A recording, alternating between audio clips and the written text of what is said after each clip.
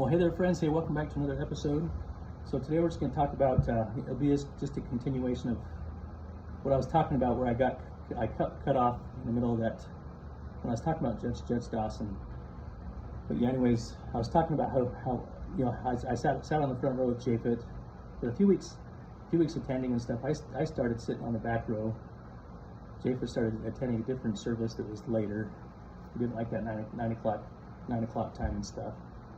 So, but yeah, I started sitting on that back row, and Judge Dawson would start. There was a few weeks there where he was sitting on that back row with me, and which was just mind bewildering to me, because normally you'd be hostile towards a person like that, and you have a little bit of resentment, anger towards him and stuff. But it really forced me to take on a different perspective and to think about it. Think about his perspective and his situation. There often judges have to enforce laws knowing full well that they're going to cause breakup and disintegration of families and relationships and stuff like that. But I'm sure they often feel like maybe pawns themselves happen to enforce laws that aren't exactly fair. One being, for instance, you can get a domestic violence charge for. There's on the law books it says if you send a text to a loved one with the intent to harass them, and that can be interpreted so many different ways. you send a laughing emoji to a loved one. They could interpret that as harassment, and your life is ruined. Something like that. Wearing that, having to take on that stigma and stereotype of being a person with domestic violence label on you, and they have to enforce laws like that. It's kind of it becomes kind of a caste system for those individuals. It ruins their ability to get good jobs. They always have to take that label with them and stuff. And ruins livelihoods and just ruins families, guys. And but yeah, I just really grateful for that experience. He later had me come do a service call there in his house. That was just a real easy one, just to hoist a big earthen vessel, just a plant vessel or vase, off of the shelf, shelf right there near the ceiling. I had to hoist that down for him, and paid me $100 to do that. So, just an incredible person. And I really think the world of Judge Dawson. And there are other people too, come into our lives that you just feel like are God sent angels, to help you get back on track. And another person I want to talk about, first of all, just talk about my move. When I was making my move, to leave, get off, Bountiful Boulevard and stuff, to come down into the valley here. I was really praying about it. And the reason why is because I've really felt, how can I explain this to you guys? Let me go back to just talking about, being deaf as a toddler. That really, for me, is the catalyst. What kind of created for me what felt like just a lifetime of a series of unfortunate events. Being deaf as a toddler and starting kindergarten, not being able to really hear and understand English and hear instructions very well, and being able to interact with people and stuff like that. It created for me just codependent relationships with people, because with stammering and stuttering and not being able to speak your mind, you're never able to defend yourself in instances where you might get yourself into trouble.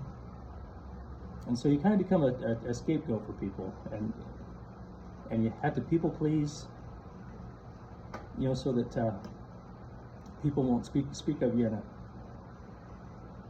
in a bad light and so forth. But yeah, you just find yourself just people pleasing with, and this kind of, I guess, created the catalyst for my lifestyle, which incorporated into all my relationships with people and even my marriage. just being a people pleaser and stuff. And so, some of the things, the events that led up to me, wanting to leave Bountiful Boulevard was just, feeling like, a lot of stories were being spun, people being kind to you, but behind your back you feel like, stories are being spun, a lot of drama and stuff like that, and people not being forthright and just, trying to resolve differences, but just, and stuff like that. And so it really felt like I needed another move where I could find seclusion and so forth. And I put a lot of prayer into it, just praying that I would be able to, find a place where I could just find a retreat. And, just for the simple fact that, being in codependent relationships, people find your triggers. Before in the past, now how can I explain it? Just being in codependent relationships, people soon realize that you have triggers, and they can trigger your emotions and make you appear to be unstable. And I found, since I've been talking a lot about politics, people use that. They monitor you and watch you, not really to contribute, but just to, I guess I can't explain it. It's just weird. But after you go through an awakening, awakening from the matrix and stuff, I'm talking about the kind of awakening that occurred, colonial times. Back in colonial times, people waking up to, I guess, the European political structure, and families. Some families feeling like they're superior to other families, and kind of a caste system.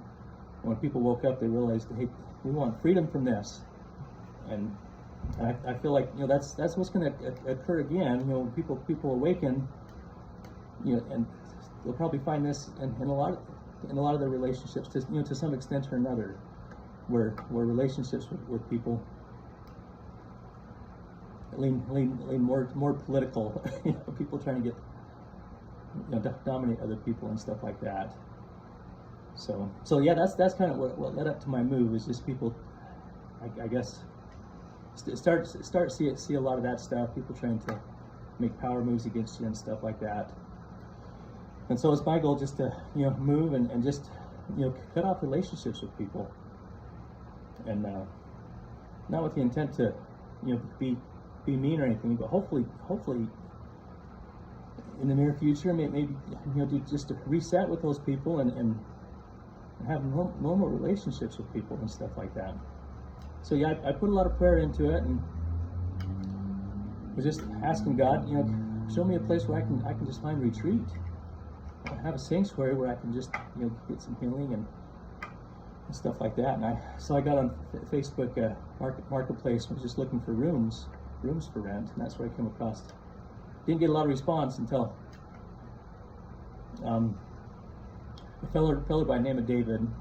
He responded, and I called him up, and we talked on the phone, and he mentioned that there would be a criminal background check, and so I just told him, straight up, I told him, yeah, I do have a felony, but I do offer people full disclosure, and express that to him. Yeah, I can give you full disclosure, tell you what happened, and so I did. I narrated to him what happened, and of course, I always get the same response from people. Oh, well, that's not a big deal. Come on in, move on in. And so yeah, I ended up moving in with this guy. He is an older gentleman, he's in his 80s, retired and everything. So,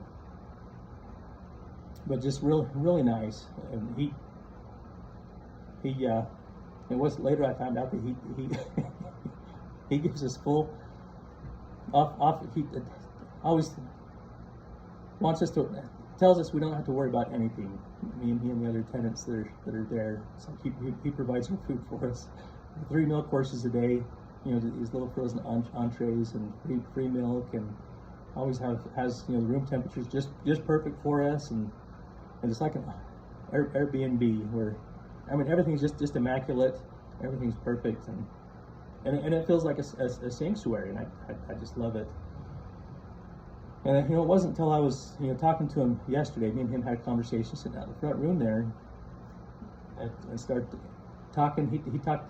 I asked him what he did before he was retired, what his profession was. He says he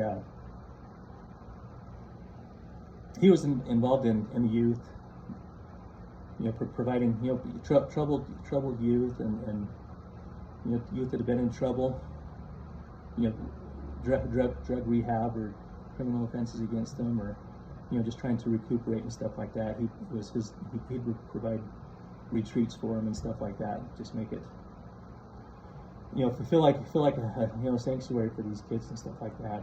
And after he told me that, that's when I realized God answers prayers, because that's what I need right now. It's just a sanctuary, stuff like that. So just an incredible guy. He's a book author, writes books and stuff like that. I don't want to talk about it too much. I still don't want people to know exactly where I live, or give up too many details and stuff like that, because I really do hope to just kind of live away from people, and just hopefully in the future be able to reset relationships with people and stuff like that. But yeah, that's the message I want to leave you, is that I guess those of us that are, I'm sure there are a lot of us that feel that way, that we're just happen to go out in public and be all smiles, but inside we feel like we're just a rotting corpse. It really, let me just say that God answers prayers. God answers prayers, and He's there for us, and that's just what I want to leave with you guys now. And hope you all have a wonderful day. Thanks, guys. Have a good one.